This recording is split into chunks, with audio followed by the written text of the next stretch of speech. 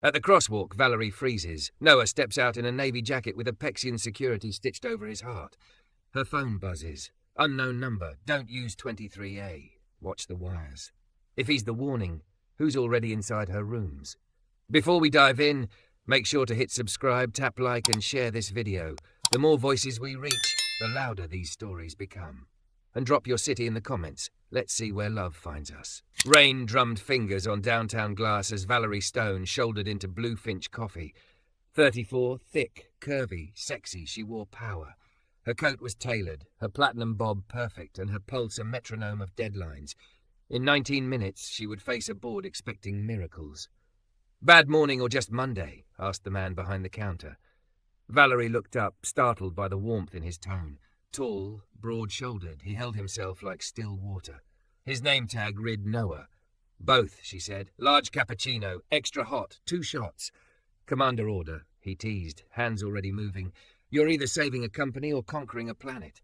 She almost smiled. "Depends on which investor you ask." He slid her drink across. "Careful, that's diplomacy level hot." The first sip put quiet under her ribs. "Perfect." "Don't tell my boss," he said. "She thinks I misuse foam." Valerie laughed, an unplanned sound that felt like an unlocked window. "I'm Valerie. I figured." His eyes flicked to the card in her hand and back. "Noah Carter. Thanks for the save, Noah Carter."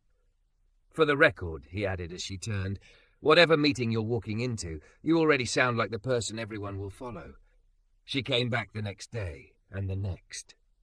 "Large cappuccino, extra hot, 2 shots," Noah said on her 4th morning, already building it. Plus a reminder to breathe between slides. "You memorize everyone's order?" "Only when they arrive in armor." "Armor?"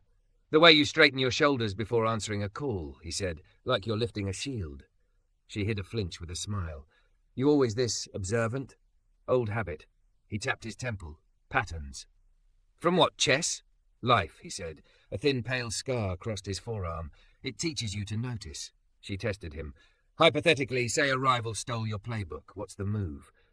"Stop fighting yesterday's war," he replied without pausing the steam. "Change the map. Make moves they don't have a name for." One sentence from a barista hit harder than 3 decks. Valerie didn't date, not really. She negotiated terms. She tolerated men who loved standing near the light she carried more than the woman holding it. With Noah, she forgot the pose. He asked about her favorite music, not her valuation. He noticed when her laugh was real. On Friday, rain blew sideways and turned her hair rebellious. Noah slid a towel across the counter with her cup. "Sit," he said gently. "You look like the weather picked a fight." "A partner walked," she admitted, blotting her collar, "and my rival circled like a seagull that smells fries." "No name?" "Cade Mercer, a Pexian." Something flickered across Noah's face, gone fast. "He's loud," he said. "You're precise. Precision wins." She stared at her drink. "I'm tired of being brave." "Try being true." He said, "Brave is a performance. Truth is a practice." She looked up, caught by the clean cut of the line. "Who are you?" "Someone who's fallen for the way you make rooms behave," he answered, softness edged with nerve. "And someone who makes a dangerous cappuccino." A current passed between them. "Dinner?" she asked, surprising herself. "Waterfront, tonight." "Pier 7, he said. 9. 9 is late. I work nights sometimes, he said, but I can make it." The city softened to mist by evening. Lanterns bobbed, gulls plotted heists. They shared fried shrimp and exchanged unguarded pieces. The book that made her want to build things, the sister he called every Sunday, the dumbest risk each had taken. He didn't treat her like an altar or a headline. He met her intensity and didn't flinch. Under wavering lights he kissed her, tender, unhurried, a question with her name in it. She answered. Warmth leapt across wires she kept hidden under competence. For the first time in months, her body felt like it belonged to her, not her schedule. They walked until the market folded away. At her corner he hesitated.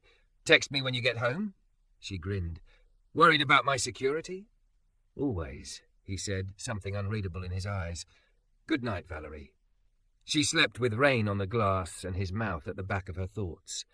Morning brought denim, a cream sweater, and a city rinsed clean. Crossing Fifth, she rehearsed jokes she'd pretend were spontaneous when she saw him. The light held her at red. Across the street, a revolving door spilled a janitor with a yellow bucket, then a man in a navy jacket with a badge at his chest and a radio at his shoulder. The patch on his sleeve flashed as he turned. Apexian, security. Valerie didn't breathe. The man looked up. Noah. For a heartbeat, the world narrowed to 2 pairs of eyes and the roar in her ears. He smiled, small, private, as if nothing had shifted, and lifted 2 fingers in a hello he'd given her every morning across a counter. Then he stepped back through the glass and was gone. Her phone vibrated. A message from an unknown number. Mercer moved his call to 10. Watch the wires. She looked from the text to the door to her reflection in the cafe window. Brave, she thought, had always been a costume. Truth required her to stand where it hurt.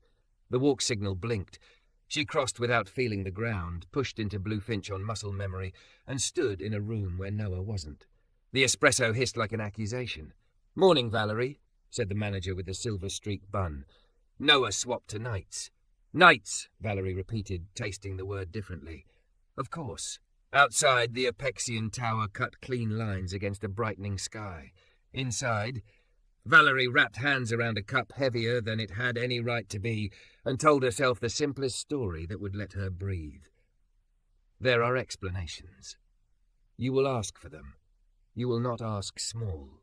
When her phone buzzed again, boardroom in 20, she lifted the drink, squared her shoulders and walked toward a morning that had changed shape in the space of a crosswalk. The boardroom smelled like ozone and lemon oil and the faint panic of too many meetings. Valerie set her leather folder on the glossy table and kept her face made of light, polished, untouchable the way she'd learned to wear herself. Beneath the table, her knees vibrated with the crosswalk image of Noah in a Navy security jacket and the text still burning her pocket. Mercer moved his call to 10. Watch the wires. "Slides?" her CFO asked, already passing around laptops. "No," Valerie said. "Paper." A few heads jerked up. She nodded to Maria, who wheeled in sealed manila envelopes. "Open on my count. Phones off, lids down. No Bluetooth, no speakerphones." She smiled like it was a game. Analog morning. Her head of security, Quinn Rise, watched her with a small, newly awake interest. "You expecting a lightning strike?" "I'm expecting focus," Valerie said. "And 10 I'm taking from the glass room, not the boardroom." "Why?" the general counsel asked. "Because I like the view," she said. Truth's edge sat under her tongue like a blade. Watch the wires. At 9:58, she left the electronics asleep, took her folder and a legal pad, and walked 2 doors down to the glass fishbowl overlooking the city. The Polycom spider in the middle of the small table blinked its dumb green eye, connected to a tangle of tidy cables a vendor had installed last quarter. She unplugged it and set it gently on the floor, then opened her laptop long enough to join via browser audio with a set of old wired earbuds Maria handed over like contraband. Cade Mercer's face bloomed on screen, smug, sun-lamped, the sort of expensive friendly that always came attached to the word disruption. "Valerie," he said, feigning surprise. "The Queen graces us early." "Moved fast so we can both get to lunch," she replied. Her reflection hovered faintly in the glass, thick, curvy, sexy, formidable. Cream sweater, graphite pencil skirt that meant business and made it look like sin. She refused to shrink from either piece of truth. "We can keep this simple," Cade said. "We'll take the cloud accounts you can't keep staffed. We'll spin it as a strategic partnership. You avoid churn. I do the heavy lift." "You mean you white label our best product and call it innovation?" She turned a page on her legal pad so the microphone caught paper and not the quiet crackle of her pulse. "You want numbers. You can have 3. Retention, conversion, cost of switching. Ours are better than yours. You can confirm when I publish." A quick shadow crossed his face. He'd expected a pitch deck he could read while pretending to listen. He'd expected the polite choreography, wires and all. "Rumor is you had a partner walk," he said softly. "Rumor is you're tired." She felt the sting and let it pass like a passing train. "Rumor is you can't keep a CTO," she said, smiling. "We're both great at rumors," he laughed. "Touché." His eyes tilted to his lower screen. "I heard you added a new conferencing system. Nice installs. Getting the bugs out?" She wrote in block letters on her pad and tilted it toward her camera, just for herself. Watch the wires. Then she closed the notebook. "I prefer windows open," she said, meaning the literal kind. He pressed. She yielded nothing. At 10:30, she ended the call with a handshake through glass and a promise to follow up that she had no intention of keeping. When the screen went black, she stayed very still, listening to her own breath in the hush. Her phone buzzed. Unknown number. Good pivot. Don't use 23A this week. Ceiling tile was replaced last night. Her skin prickled. 23A was the boardroom she had abandoned. She typed with bare thumbs. Who is this? A slow reply arrived, like the sender had to decide to press send. The person who hopes you breathe between slides. The line knocked something loose in her chest.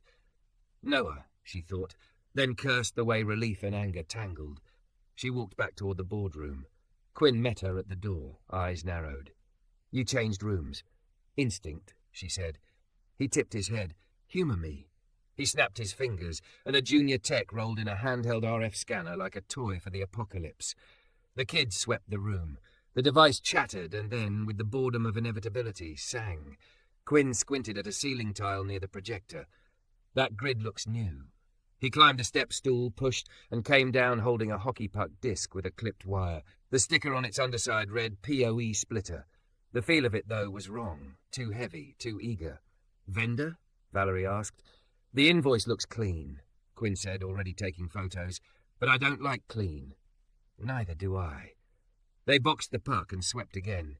At the windowsill planter, the scanner chirped twice. Quinn slid a finger into the soil beside a neat succulent and lifted out a button with a pinhole lens. Cute, he said. Hello, little friend. Can you tell if it was hot during the meeting? He shook his head. If you hadn't moved, I'd be apologizing harder. Back in her office, Valerie shut the door, planted her palms, and let the quake roll through. Fury wanted to be her whole personality. Fear wanted to take the rest. She let both breathe and then chose the third thing she had been practicing since the crosswalk, truth. She texted the unknown number. Meet me. Blue Finch, 9:30 tonight. The dots appeared, paused, disappeared, then outside. Not safe inside. She typed, Are you safe? Another pause. I am if you are. The day unspooled itself in problems she would have solved on muscle memory if her muscles didn't feel like someone else had borrowed them. She signed things. She reassured people. She smiled when investors called. She scheduled a sweep of every conference room and all vendor deliveries. She approved a new policy, flowers in public spaces only, live plants banned from meeting rooms until further notice. Maria raised an eyebrow. Valerie didn't explain. At 9:30, the cafe's windows were chips of warm light in a damp city. The closed sign swung. Valerie stood under the awning, rain needling the street like static. He stepped from the alley and into the light. Noah looked taller out of the apron, somehow softer and more armoured at once. The security jacket was zipped to his throat. The badge at his chest felt like a confession. Hi, he said. Hi. The word came out hoarse. They stood with a breath of distance like teenagers under a gym balcony, two people who had done something irreversible by choosing to meet. You got my texts, he said. Did you expect me to ignore you? I hoped you wouldn't. He searched her face. Are you okay? Define okay. He winced. Fair. You work for Apexian. She made it a statement because she was too tired for question marks. Yes, he said. Night shifts, 8 months. How long have you been, what? Watching me. Watching my meetings. Planting. Stop. He held up a hand, the first command he'd ever given her. It hurt that she listened. I've never been inside your building unless I was buying your pastry at 7 a.m. I didn't know who you were when we met. I figured it out after. His mouth tugged. You're not easy to miss. And the texts? I heard things. He glanced at the street, conscientious even here. Third-party contractors talk. A vendor bragged to an Apexian guard about free intelligence from fancy clients who love their toys. I recognized your floor numbers on a delivery itinerary. I don't have proof. I only had a bad feeling and a phone. How do I know you didn't help place them? A security badge is an all-access pass. Not for your building, he said, and not for that kind of work. Apexian has whole teams for grey areas. I'm a door and a radio, Valerie. I'm also a pair of ears. I'm not proud of everything I've overheard, and I'm not naive about what proximity can do. You should have told me who you were. I should have, he said. I wanted you to keep laughing like no one owned you. I wanted a morning with you that wasn't contaminated by the names on our sleeves. His voice thinned. I was a coward. She stared at the slick stripe of street that loved to catch headlights. I don't do cowards. I know. He drew a breath. Ask me anything. If it breaks us, at least it breaks us with honesty. Her phone buzzed in her hand like fate clearing its throat. Quinn, we just found another device. Under the table base in 23C, disguised in the glide pad. Whoever did this knows our furniture. She showed Noah the message. He closed his eyes a moment, then nodded once. Then I was right to warn you, he said quietly. And I was right that this is bigger than coffee and kisses. Say the part where you swear you're not a plant, she said, and hated how pleading sounded in her own mouth. I'm not a plant, he said. I won't report on you. I won't repeat what you tell me. I didn't take night shifts to stalk your company. I took them because they pay and because I know how to keep people safe. He swallowed. Including you, if you let me. Why me? Because you walk like a blade and laugh like you've earned it, he said simply. Because you once said you were tired of being brave, and I haven't stopped thinking about what it would mean if you could be true instead. Because I'm in this, Valerie. Not the company war, the human one. A police siren sketched a line 2 blocks over and faded. Her heartbeat did not. If I believe you, she said, I still have a problem. My board, my council, the optics. Curvy, sexy CEO dates rival security guard while bugs bloom in her ceiling. That headline writes itself. You don't owe me anything public, he said. You owe yourself a fight that isn't theatre. His mouth tilted. And you owe your rooms a sweep. And you? I owe you the truth I should have led with, he said. I also owe my mother rent and myself a life that isn't night shifts forever. That's my honesty. Her phone buzzed again. One more. Orchid vase. Delivered last week. Camera in the resin base. We're pulling badges on the delivery. Valerie looked up at him. They came in through kindness, she said, disgust chalking her tongue. Through flowers. He flinched like she'd said his name and accusation at once. Did you know that part? She asked. No, he said, but I know how to stop it. How? You bring in a CISO who thinks like a thief, he said. You publish the sweep. You make anyone who tries this consider a different industry. Apply, she said, half a challenge, half a dare. His laugh was raw. Your board would eat me before dessert. Then let me feed them first. She heard herself, the risk, the want, the ridiculous hope, and almost didn't recognize her own voice. Rain scalloped the awning. Inside, the last barista flicked off a row of pendant lights, and the street deepened. Valerie could feel the choice standing between them like a third person, shoulders set, waiting. I can't promise I won't run if you lie to me again, she said. I can't promise I won't walk if you treat me like a weakness, he answered. They nodded at the same time. 2 CEOs of their own small nations conceding terms neither liked, but both could live with. Her phone buzzed a third time. Quinn again, 2 words only, they're inside. Valerie's eyes met Noah's. He didn't ask to see, he didn't demand proof. He simply turned toward the street like a man who finally knew his job. Come on, she said, already moving. We have rooms to clear. Quinn's text burned a hole in the space between them. They didn't speak. They just moved, out from the awning into wet neon, down the block where taxis sprayed script along the curb. Valerie's heels clicked at war with the rain. Noah's stride matched hers like he'd rehearsed it all his life. By the time they reached the revolving doors, Quinn was already in the lobby with 2 of his night crew and a rolling Pelican case. He took in Noah's jacket with one sweep, clocked the rival patch, and swallowed whatever he wanted to say. They're still on 31, Quinn said. After-hours cleaners with a cart that's never been in our system. Orchid vase was the tell. Its resin base was warm like a charging brick. When we started a soft sweep, they went quiet. Cameras in 31C and 31E cut for 11 seconds. Someone knows our blind corners. Who booked them? Valerie asked. Vendor of a vendor, Quinn said, already moving toward the service elevators. A facilities subcontractor called Vector One. Paperwork routed through a real firm. Signatures look right. Badge request came from a spoofed internal alias. The elevator doors sealed them into a mirror with their tension. Valerie saw a woman who could hold a room with 2 fingers and a line of text, and right beside her a man whose stillness calmed and heightened everything at once. You run point, she told Quinn. I want them unspooked and unspilled. If this ends up on a police report before I decide it does, I'll be furious. Quinn's mouth kicked. Yes, ma'am. Noah didn't say he shouldn't be there. He didn't say conflict of interest. He reached into the Pelican case without asking and strapped on a simple body cam, then handed one to Quinn's junior like he'd done this in other uniforms. "We clear the hall first," he said quietly. "No one runs past the stairwell unchallenged. Ask for their work order number and the last name of the facilities manager who signed it. If they answer too fast, you ask a different question. Honest people reach for their phones. Plants reach for whatever script they rehearsed." Quinn considered the advice for a beat and nodded once. 31 was a hush of glass and carpet and the faint lemon of daytime.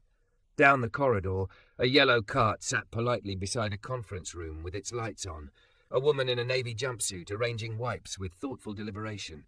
A second jumpsuit stood by the window with a microfiber pole, cleaning what didn't need cleaning.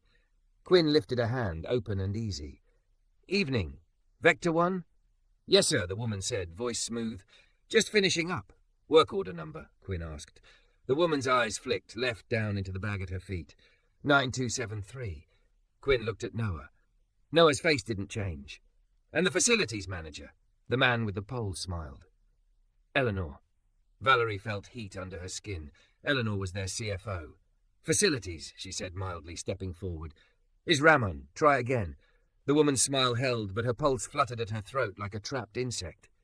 "Look, we were told—" "Badge," Quinn said. She offered a badge on a lanyard. The laminate was crisp. The barcode, when he scanned it, registered as a vending machine refill tech who'd worked the building last March. "We're going to check your cart," Quinn said. "For inventory. Standard audit." "That's not necessary," the man said, too fast. "It is tonight," Noah answered, equally soft. He angled himself between the cart and the man without touching him, body language that said either one of us can make this physical, and I prefer that it isn't. "You mind if I see your microfiber pole?" The man's smile tightened. "What for?" "Because you called my CFO Eleanor." Noah took the pole gently, twisted the end cap, and slid out a sheath of antenna thinner than a cough. He held it up. "You don't dust glass with a transceiver." The woman's poise cracked. Her gaze cut toward the stairwell. Quinn's junior was already there, red hair bright against the beige escape map. "Don't," he said, almost apologetic. Valerie lifted the orchid from the cart. The resin base hummed. On its underside, a false felt ring hid a seam. Noah turned his multi-tool, popped the rings, and revealed a wafer of components around a tiny battery and a sim the size of a pinky nail. "Live," he said. "Hands," Quinn said, and when the woman lifted hers, they shook. "We can do this 3 ways, he added conversationally. "You talk to me, you talk to SPD, or you talk to a federal alphabet.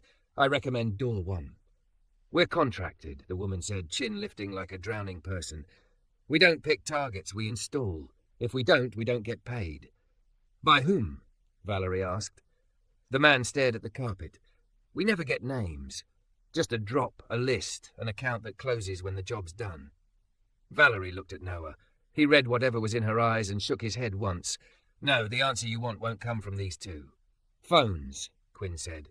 They surrendered 2 burners with stickered cases. Quinn bagged them, then bagged the pole. He spoke into his shoulder mic, voice flattening to professional. 31C secure. 2 in custody, non-violent. We'll hold on site. Valerie half expected her hands to shake. They didn't. She stood there in her cream sweater, in her body that men like to underestimate, and felt something old and cold unclench, a part of her that always prepared to be disappointed. "Why orchids?" she asked, suddenly needing the data point. The woman's eyes met hers, furious and ashamed. "People trust beautiful things," she said. They moved the cart to the glass room, set the orchid on the table like a trophy, and began the inventory of deceit. The microfiber pole contained antenna. The rags contained a roll of adhesive copper tape. The trash bag liner disguised a zipper pouch with 4 more button cams. Everything had the feeling of something designed to be disposable and plausibly deniable. Quinn's team worked like a slow storm. They captured serials. They took photos with rulers beside each object. They logged timestamps. "We report this tonight," he told Valerie quietly. "If Apexian is behind it, they can't scrub. If it's someone else, pressure makes them stupid." "Wait," Noah said. All 3 heads turned. He lifted a hand, open, letting the room decide if it trusted him. "Let 1 device run on our terms. Quarantine it. Feed it something that looks like gold and glows like a trap." Valerie tilted her head. "What do you give them?" A meeting invite that should never be sent, Noah said, eyes on her. A project name that doesn't exist. A room number that leads to an empty space, wired with cameras we control. He didn't look at the janitors when he spoke, but they listened like students who'd accidentally enrolled in the advanced class. Quinn folded his arms. We don't leave live devices in our rooms. We leave one in a Faraday box with a timed lid, Noah counted. We let it blink for 15 minutes, then black. If anyone acts on the bait, books travel, pings a calendar, logs into a shared dock, we have a path. If no one moves, we still have our evidence. Valerie watched the way he made risk into math. He wasn't selling a plan. He was offering them a way to stop being prey. Do it, she said. Quinn nodded after a heartbeat that felt like a vote. They picked the button cam from the succulent and set it in a small steel case Quinn used for evidence transfer. Valerie dictated an email to Maria from her personal address, a fictional code name, an internal strategy sync in a non-existent room at a very real satellite location. The kind of calendar debris any hungry rival would eat with both hands. 15 minutes, Quinn said, starting a timer. While the box hummed, Valerie stood at the window and watched the city. Her reflection floated on the glass beside Noah's. A woman who could bankrupt a company with a sentence, and a man who'd been keeping other people's buildings safe while his own future slept on cots. The desire to touch his hand was a muscle memory and a risk analysis. She let herself want it without doing it. You okay? He asked, barely above the hum. I hate that you had to teach me to be suspicious of flowers, she said. I hate that I already was, he answered, but I love that you moved rooms when your gut said move. She looked at him. Don't make me a myth, Noah. I'm a person who almost missed the trap because I was thinking about your mouth. His mouth did a startled, helpless thing. Colour rose into his cheeks. Noted. The timer chimed. Quinn snapped the lid shut and slid the box into a shielded sleeve. Now we watch, he said, eyes already on the monitoring screen his junior had spun up from a tethered laptop. They weren't looking at the device. They were looking at the environment. At their own network for pings, at outbound traffic from a vendor IP range, at the blurred chessboard of movement that tells a certain kind of mind to show itself. 3 minutes later, Maria pinged Valerie with a screenshot. Someone had forwarded the fake invite to a private Gmail and then to a Proton Mail account. A travel bot had auto-generated a flight hold from San Francisco to Seattle, landing at 6:20 a.m. Too fast, Quinn said. Starving, Noah said. Valerie's phone rang. Unknown number. Against instinct, she answered. Miss Stone, said Cade Mercer, voice warm as a room he didn't own. Congratulations on discovering playtime. If you're going to set a trap, at least use a code name I didn't invent 5 years ago. Her spine cooled. Then you'll be happy to know I'm done using your vocabulary. I'm happier knowing you finally looked up, Mercer said. But don't waste your net on me. If I wanted your secrets, you wouldn't find my fingerprints on potted plants. Look closer to home. The line went dead. Quinn looked at her question in her face. She repeated the words. Noah's jaw set. Home, she said. He means inside. Quinn's junior's screen blinked. A login attempt hit a decoy document tied to the fake project name, from an IP that resolved to a residential fibre line in Ballard. Pull the subscriber, Quinn said. The result populated with a name Valerie knew too well. Her stomach dropped clean through the floor. Maria Santos, her assistant. Her gatekeeper. The woman who had handed her wired earbuds at 10, who'd been at her right hand for 4 years. Valerie stared at the screen until the letters stopped meaning anything. She didn't realize she'd reached for Noah until her fingers found the cuff of his jacket and held on. Quinn's voice was gentler than she'd ever heard it. How do you want to play this? Valerie let go of Noah and smoothed her sweater with hands that refused to shake.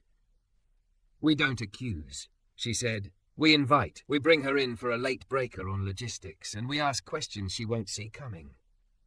Noah's eyes searched hers, steady, a harbour in the storm she'd built. If you need me in the room. I need you in the room, she said, and for once didn't care who saw the want in it. They walked for the elevator together. At the far end of the hall, the yellow cart stood very still, the orchid's white mouth open in a frozen gasp. Somewhere, in an apartment where she kept her spare heels and old holiday mugs, Maria's phone vibrated on a nightstand no one else had the code to open. Quinn didn't need more than a sentence. He set up the glass room like a stage. One chair at the head of the table, 3 along the wall. The orchid sat in the centre, its white mouth open like a gasp. The button cam in the steel box hummed on the credenza, a small caged insect. Rain worked the windows like sandpaper. Valerie texted, "Hey, can you swing back? Last-minute logistics for morning. Sorry, it's messy." Maria's reply was immediate. "On my way. Do you want tea?" 15 minutes later, Maria slipped in wearing a rain jacket and the exhaustion of someone who made other people's lives smoother by letting hers fray. Small, precise, she'd been the first to arrive and the last to leave for 4 years. The one who left throat lozenges by Valerie's mic, who stuck a spare pair of flats in a drawer the night she caught Valerie limping. Seeing her now, Valerie felt the pull between anger and a memory of gratitude. "Hey," Maria said, breath clouding in the air she brought with her. "I brought your ginger. Did I interrupt security?" "Just us," Valerie said. She gestured to the chair at the end of the table, took the head herself. Quinn stood at the wall, hands folded. Noah took the corner by the window, a quiet silhouette in navy. Maria clocked him, blinked. "We have company." "This is Noah," Valerie said. "He's here because I asked him to be." Maria's hands tightened on the paper cup.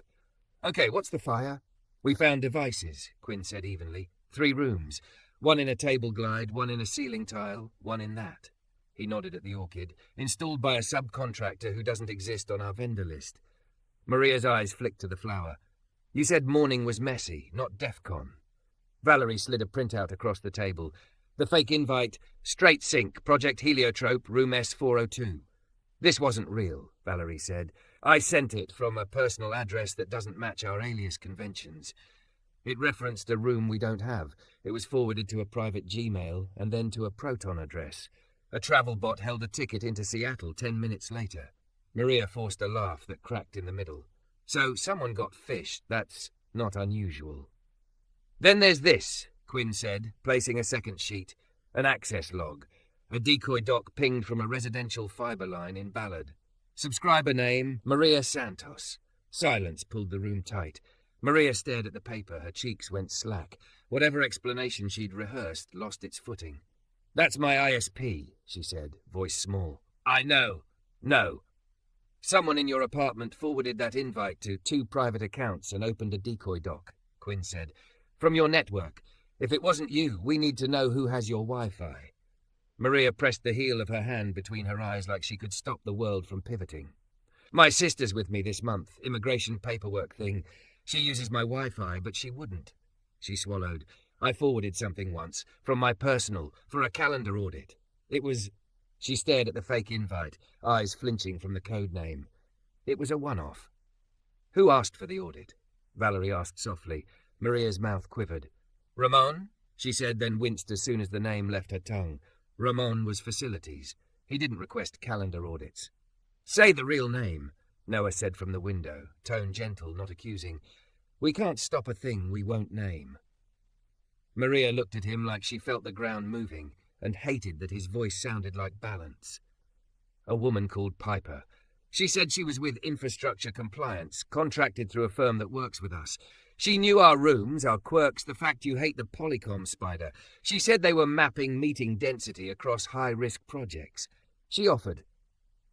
Shame moved across her face like weather. "She offered a stipend for off-hours help. My mom's new meds. I said yes to forwarding a few invites with keywords. That was it. When the flowers started showing up, I thought..." Her voice thinned. "I thought you ordered them." Valerie's chest hurt. "How many invites?" she asked. 6? 8? Maria's hands trembled. "I know it sounds like a lot. It felt like nothing. I told myself it was a test, so we could be better than a Pexian. When you asked for wired earbuds today, I realized I'd been..."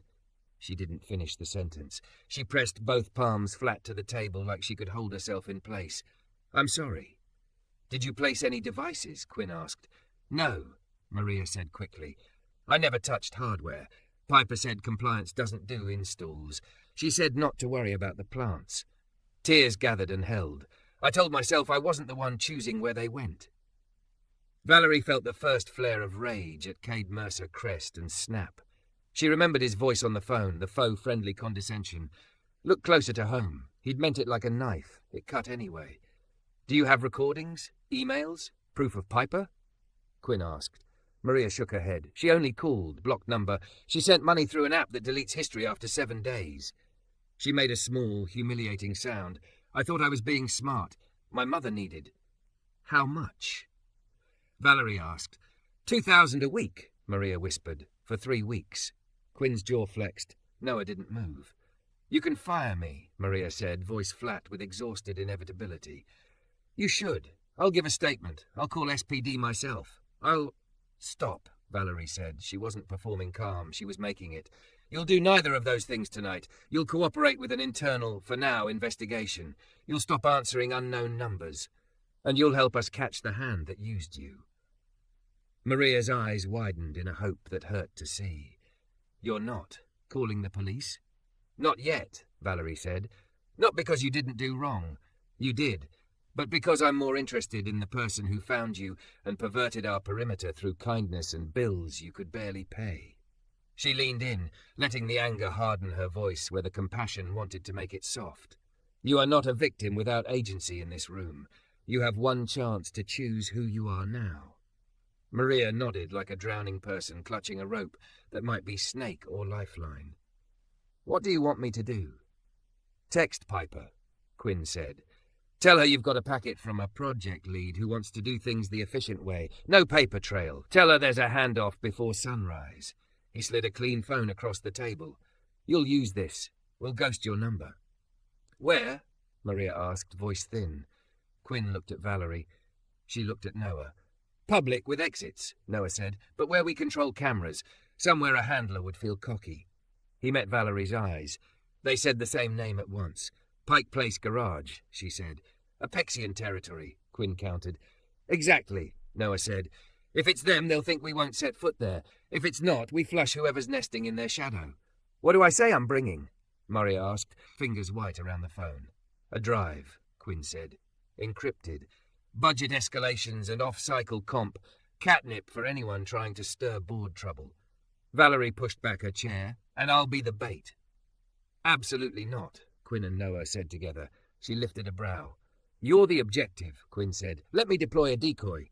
I won't send someone to stand where I won't, she said. We're not playing password reset games. We're cutting the line they're using to pull my company underwater.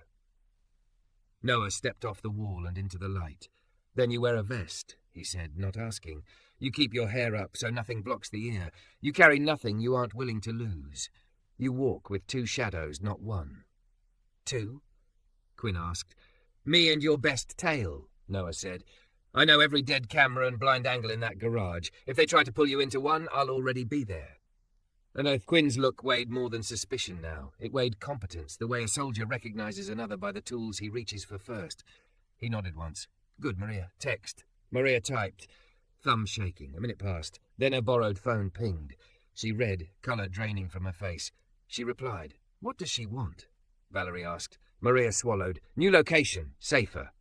She met Valerie's eyes. Apexian Tower, garage level B2, pillar 12, and her voice broke. Alone. The word hung in the room like a switchblade. Quinn swore softly. They want to pull you into their camera desert, he said. No cell reception between pillars 9 and 14. Of course, that's where they want her, Noah said. You can spin a van in that cut and no one will see the doors open. Valerie stood. Her fear arrived on time, buckled its belt. Shut up. We adjust, she said. We never go alone. Noah stepped closer, close enough she could see the darker ring around his irises. This is my house, he said quietly. I know where it breathes. Let me get you in and out breathing. You're Apexian security, she said, voice catching on the fact like a burr. If this goes wrong, you'll be in a uniform on the wrong floor of the wrong war. I'm not wearing a uniform, he said. I'm wearing what got me shot at once and not twice, intention. His mouth crooked, and a very boring jacket. She wanted to touch his face. She wanted to ask if this was what trust felt like when it moved from idea to practice. Not the absence of fear, but the decision to hand fear to someone whose hands wouldn't drop it. Okay, she said. We do it your way. He exhaled, something like relief and like a vow. Then listen. He outlined a plan, entry at the west ramp, Maria visible on camera between pillars 1 through 8, a pause to tie her shoe, At 10, where a concave mirror caught every approach, Valerie 50 feet back with a courier satchel and a mic in the flap. Quinn's team posted at the far exit with a locksmith and a patrol car on standby without lights. If the handler showed with a second, Maria would say the code phrase, "Do you want it stapled?" And Valerie would step into the light, force contact under cameras, and give Quinn an excuse to flood the scene with uniformed attention. If they tried to drag, Noah would already be in the cut at 12, weight on the balls of his feet, hand empty and voice loud. "You've done this," Quinn said, not a question. "Different rooms. Same math," Noah said. Valerie watched him as he spoke, the calm, the spare language, the way he held risk like a tool and not a toy. He looked up, met her stare, and the room went quieter, just for them. "You don't have to be brave," he said softly. "You just have to be true." She nodded. "Then here's my truth." She reached up, gathered her hair, twisted it into a knot, and shoved a pen through to hold it. Her throat was open now, her pulse beat there, unhidden. "We cut the line," she said. "We bring whoever's holding it into the light, and we end this." Quinn checked his watch. "B2 in 20, he said. "Vests in the lobby." Maria stood, tears slipping free now that the doing had a shape. "Miss Stone, Valerie, I'm sorry." "You will be measured by what you do next," Valerie said. It was not forgiveness. It was permission to work off a debt. They moved.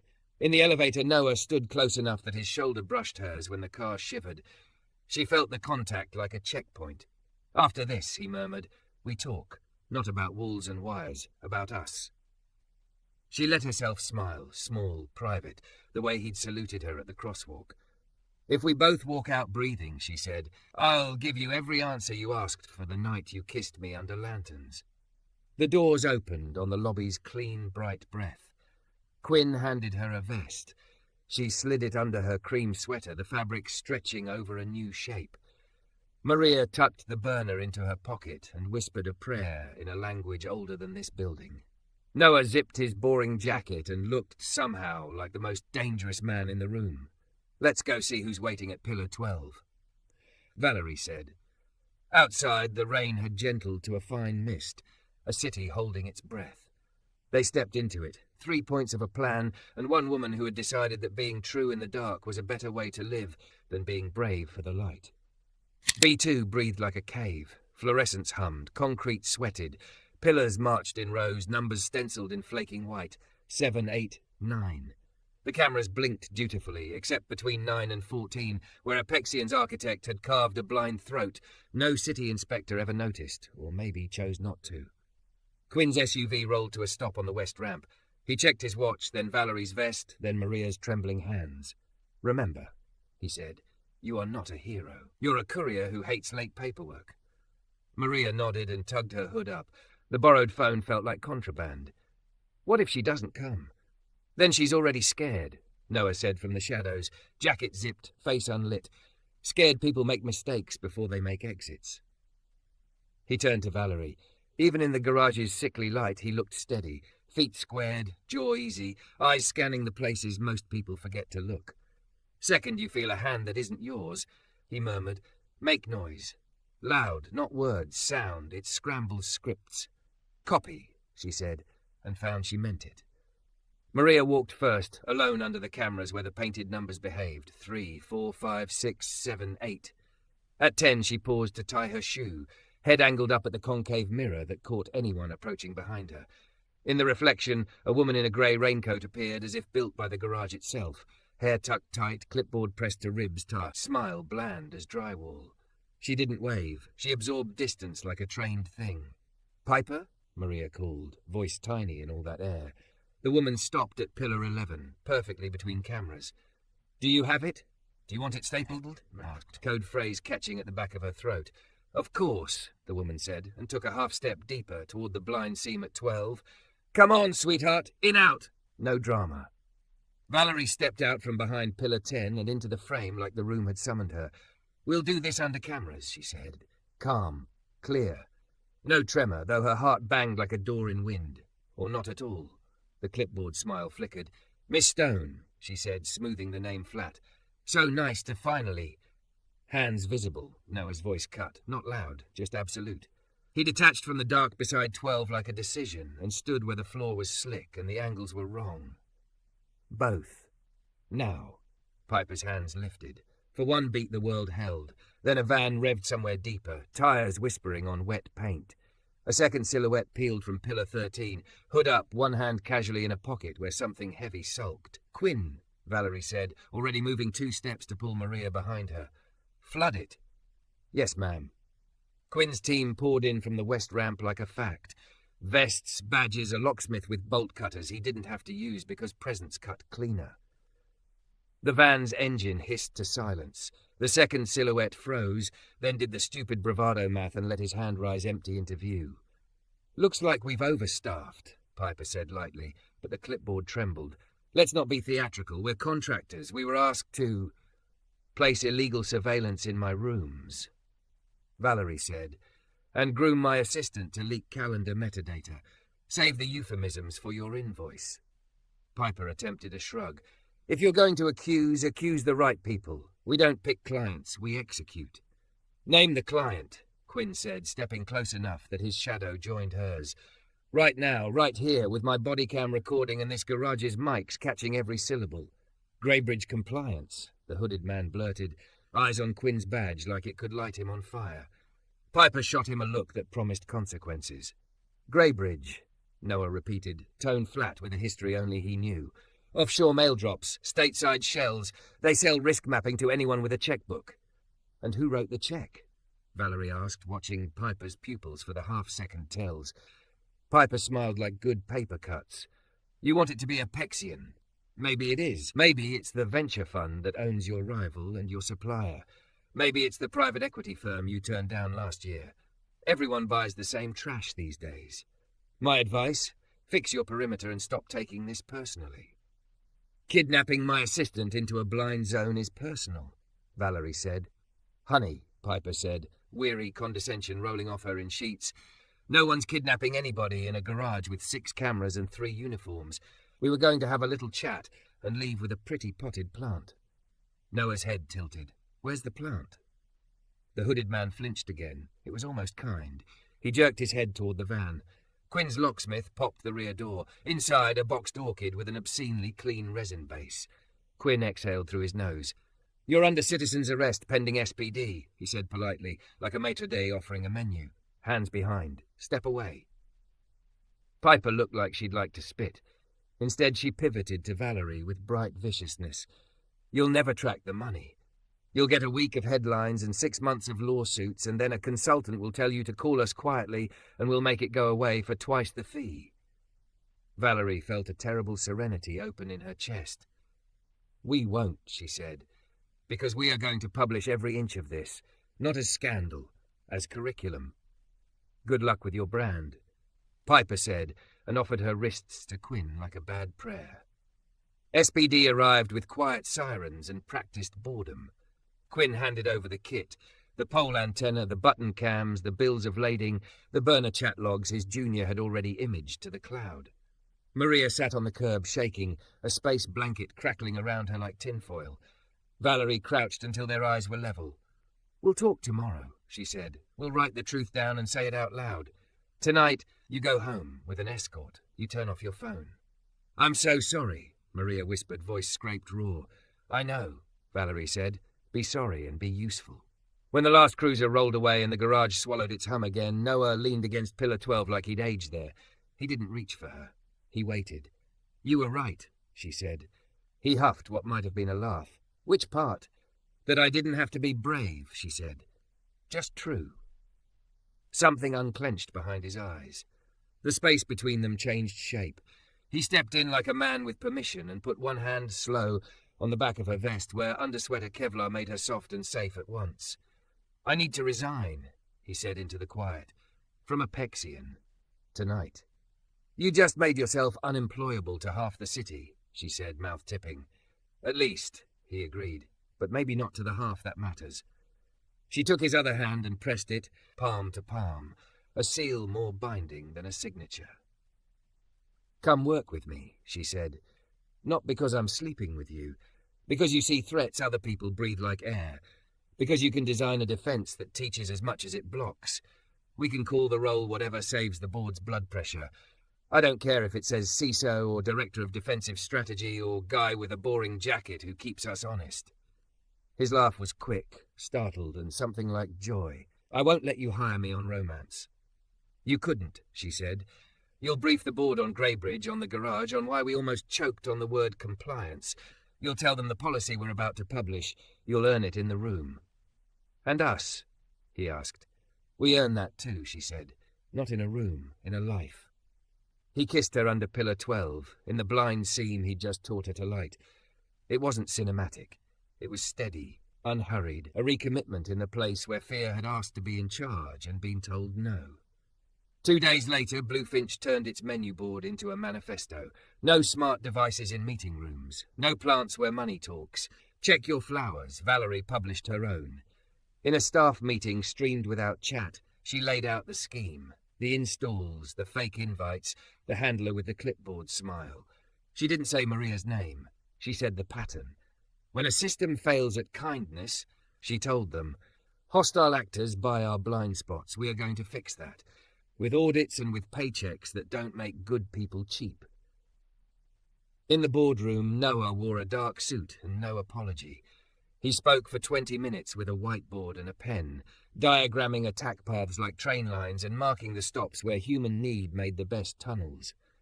When a director asked why the company should trust a man who'd spent 8 months in a rival's jacket, he didn't flinch. "Because I stood in your garage when it mattered," he said simply. "Because I'm standing here now." The vote wasn't unanimous. It didn't need to be. The title they landed on was Chief of Defensive Strategy, reporting to the board for audits and to Quinn for operations. Noah accepted without looking at Valerie, and she loved him for that. A week after the garage, Valerie called a press conference and killed the scandal by telling it herself. She named Greybridge. She named the devices. She named the tricks. Stipends routed through disappearing apps. Orchids with hot bases. Calendar audits that don't audit anything except the distance between someone's and someone else's greed. She didn't name Apexian. She didn't have to. Cade Mercer released a statement about industry standards and deep concern, and the market did what markets do with men who sound like talking points around a hole. At dusk, Valerie and Noah climbed the roof of her building because the elevator dinged and the day was too loud to end at a desk. The city lay wet and lit below, a circuit board breathing. She leaned on the parapet. He leaned beside her. The wind smelled like metal and rain. "I used to think love was a liability in rooms like ours," she said. "Tonight I realized it's an audit." "Of what? Of who we're becoming when the lights are off," she said. "I like our ledger." He looked over, eyes warmed by a thing bigger than victory. "Me too." When he kissed her again, rain on his lashes, her hair pinned up like a flag, she felt the same surge that had started in a coffee shop and crossed a street and changed the way she held the word brave. She didn't know what headlines would do or which enemies would buy new orchids. She knew only this. She would not be bought by fear, and she would not be sold to doubt. Down on B2, Pillar 12 stood in camera view now, a black circle of polished concrete, where 2 people had chosen to be true and built a new perimeter out of promises. No invoice could price.